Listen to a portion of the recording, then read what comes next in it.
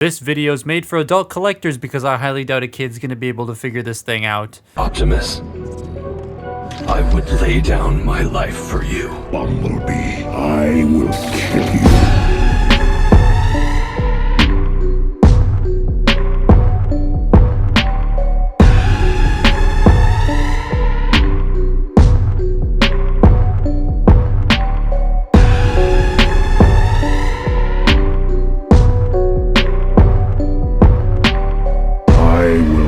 Anyone who stands in my way. 3-0 makes some pretty epic products, from DLX RC to Premium Optimus and DLX Jetfire to DLX Blitzwing in G1 colors. Like, it's a lot of cool stuff, but there are two catches. One, they do not transform, which is a problem for some, and they are expensive as hell. God damn. So that's where this comes in. This is a third-party prime by a company called Magnificent Mecha that I've never heard of, but they made this, a DLX scaled prime that is almost as articulated and transforms for the same price as the regular 301. I don't know how they did that. I bet they like cheaped out on the materials and the design cost because it's an almost one-to-one reproduction of the 30 dude, so they don't have to really spend much money on a design like time. Like, my buddies who have the 301 looked at this when I opened it up and said that shares like the exact same head, hands, and certain features and functions, which, to note, the head does come packaged separately. I thought mine came without the head and I got scared for a second, but it's just taped underneath the plastic. Now, this thing was sent over by TF Safari. They are a store that specializes in third-party and knockoff stuff, though they on occasion carry official products. They sent this over to me and have this in stock right now for $229, which may seem expensive, but for what it does and what it's going up against, I feel the price is very much justified. It works. But they have a wide range of other cool stuff, like this primal that I have en route right now, and this combiner that I still don't have, but damn, I want that thing. It's so cool, but it's $500 US. Ugh. Anyways, check them out below, and you can use code THATTOYGUYSPECIAL 3% off. Yeah, I still know. And you'll save a few bucks on any purchase. Actually, I think you save a couple dollars off this, which is not bad. So thank you, TF Safari, for sponsoring today's video. Now back onto the actual toy. They did provide this to me for free, but all views and opinions are my own. Look at it. Like, look at how accurate this is, and it's in black. Those red windows are inserts you can pull out and put on whenever you want, and honestly, I like them in more, so I'm going to leave them there. They are slanted ever so slightly in such a way, so you have to make sure you follow those slants when plugging it in, otherwise they'll just pop out. Once everything is plugged in, though, this is just majestic. It is not without issue, and trust me, it has some weird issues, but from an aesthetic perspective, I'd say it's almost perfect. Nose is running. My allergies are bad. I'm gonna strap on the macro and slow pan up and down this thing so you can really get an appreciation for the level of detail, paint, and sculpting they put into this. You can tell I've never had a DLX type product before the way I'm speaking about this thing.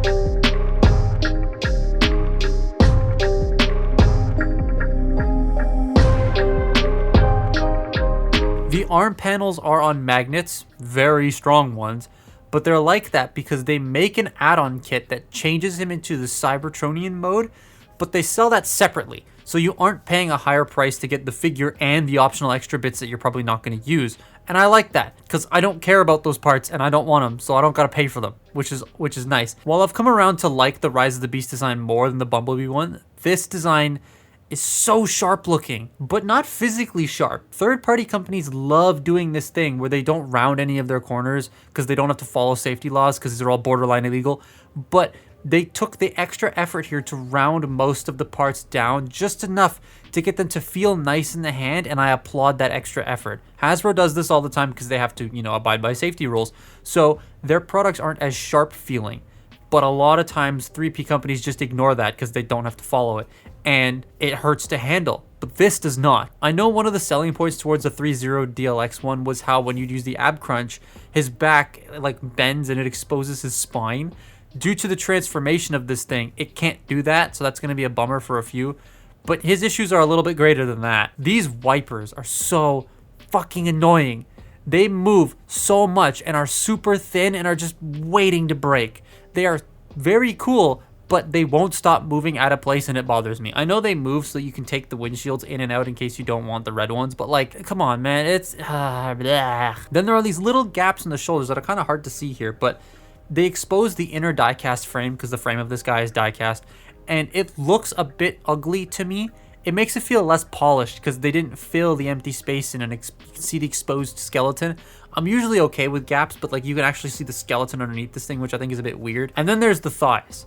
There is basically no thigh swivel because of how the parts are laid out. Like you can't pull it down and then like twist it or spread it out and twist it a bit more because none of that works. It only goes a bit each way and it becomes useless. Pain. That's really all my functional problems with this guy. He comes with a bunch of stuff. A really nice display base to stand on makes this feel like a genuine collector's display piece on top of it being an already playable toy, and a gun that I've left in the hand because it's a pain to get in and out, and all the other hands and smokestacks. The gun also has like a 50 caliber bullet molded into it, which makes no sense for an alien gun that fires energy projectiles, but whatever. Apparently the 301 does this too.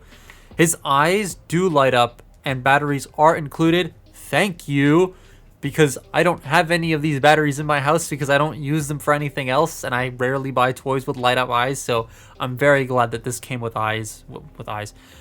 Of course it came with eyes. I'm very glad it came with batteries. There we go. Because you can actually put them in there. I'm an idiot. I'm sorry. Optional smokestacks there too, because if you want short ones, you can. They're more for truck mode, but I tend to not just use them at all. Now, these hands allow for him to be super expressive, coupled with his almost outstanding posability. Have a look.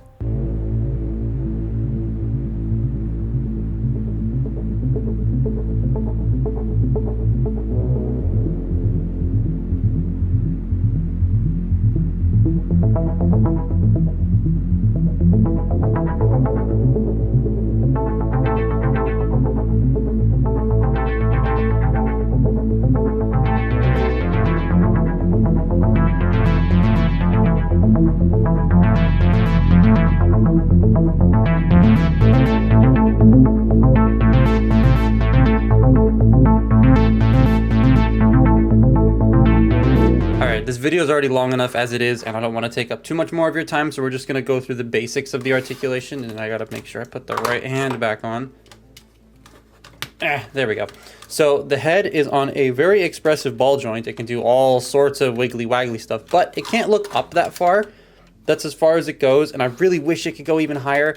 I think that just has to do with the fact that this flips into the truck mode, so there's no way for them to put like an inset neck because this is actually on a very thin panel. Shoulders. Shoulder pads can move out. You got butterfly forward and back. You got rotation. You have the shoulders can move all the way out about that far. You do have bicep rotation. This shoulder has gotten a little loose, I've noticed. It's a little annoying. Bicep rotation, like I said. Double jointed elbows that bend about that far. The original Prime version only bent 90 degrees. So this is actually an update to this figure along with the detail in here. This was plain before. Now it actually has sculpted in detail. Why are you looking creepy, bro?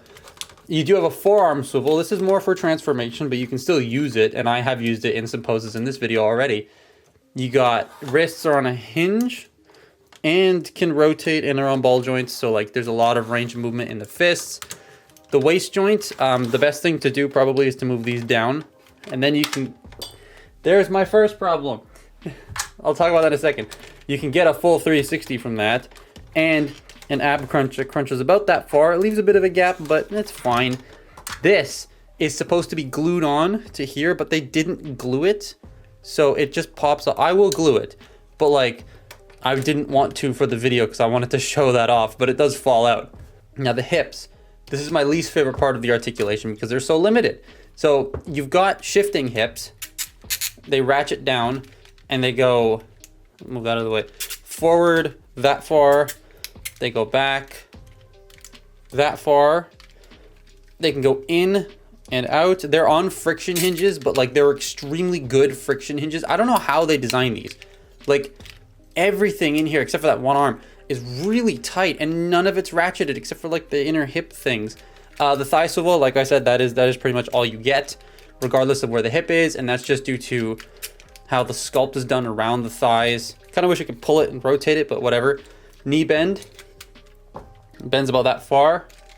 It's on a triple jointed knee as well, so that's pretty cool. And the feet can move down a tiny bit. They can move up, but you gotta like move this piece out of the way and then make sure the foot is straight. Then move it up. That's how that works. You got a toe bend, little itty bitty toe bend, and an ankle pivot, and the ankle can rotate a little bit. So he's he's like 3-0 levels of posable. Just a couple of limitations that sort of hold it back for me, just a tiny bit. So that robot mode, eh? Damn, it fucking looks nice.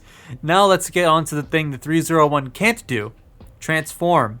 I'm going to skip the leg section because A, I don't want to make this video any longer than it needs to be, and B, most of my talking points about the transformation pertain to a certain part of the front of the truck. But the legs are super simple and have a very smooth order of operations to accomplish what it needs to do, utilizing some very nice flips and shifting of panels to make the back of the truck. He's even got tail lights. That's something they forget a lot on Optimus Prime, so I'm glad it's there. So doing the eye lift, the lights, and his eyeballs on doing the upper body is a little bit complicated, but also at the same time it's out of focus. It's just MP10. Like, if you've transformed MP10 ever, you'll know exactly how this like midsection is gonna work. Also, I just noticed you can see right up into the inner body.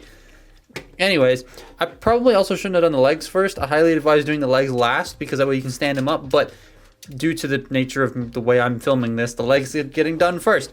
So, let's just get started by prepping the arms by rotating that, getting it bent at the 90-degree bend, not the whole bend.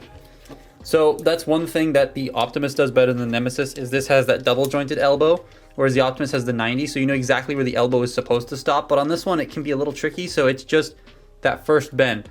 Just do that. And now he's in like a thrusting hip pose, but he's a rampage. Split the windows open. There's no matrix, by the way. I know it's going to disappoint some people. I don't care personally. It's one less thing I have to lose.